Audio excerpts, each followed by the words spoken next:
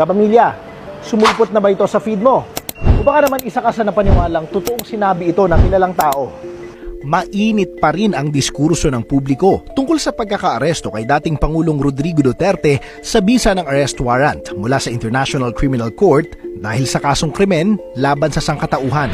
Pero kasabay niyan ay ang mas nakababahalang issue, ang pagkalat ng mga maling impormasyon o fake news. Fake news?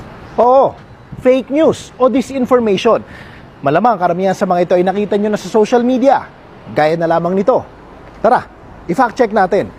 Dalawang peking quote cards na mga pahayag di umano ni US President Donald Trump ang ipinagmumukhang inilabas ng pahayagang The Washington Post sa United States at BBC News sa United Kingdom.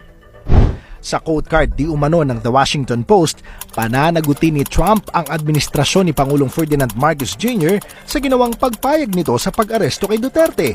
Dagdag pa sa quote card, di umano'y kinontak ni Trump si Pangulong Xi Jinping ng China para pag-usapan ang sitwasyon ng kanilang good friend na si Duterte.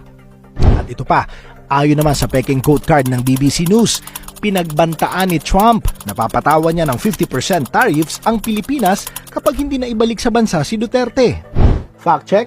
Walang ganon. Ayon kasi sa pagsisiyasat ng ABS-CBN Research and Verification Unit, walang inilabas na ganung pahayag si Trump. But wait, there are more. Nagkalat din sa social media ang mga satirical quote card ng mga fictional character na nagpapahayag ng pagsuporta kay dating Pangulong Rodrigo Duterte tulad nito. Bagamat satirical, nagdudulot pa rin ang mga ito ng kalituhan sa mga tao. At hindi lang yan ha, meron pa. Meron pa?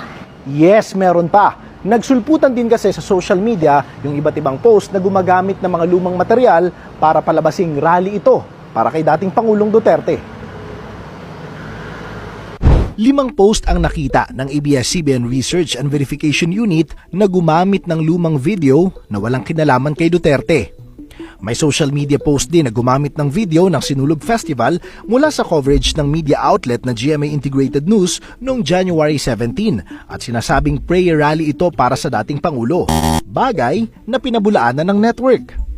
Isang larawan rin ang kumalat sa social media na ginamitan ng Artificial Intelligence o AI ang nagpapakita ng isang malaking pagtitipon na nagsasalita sa entablado ang isang babaeng kawangis ni Vice President Sara Duterte na may mga caption na liwas ang Bonifacio, #BringHimHome, #Duterte pa rin. At hindi pa tapos, meron pa.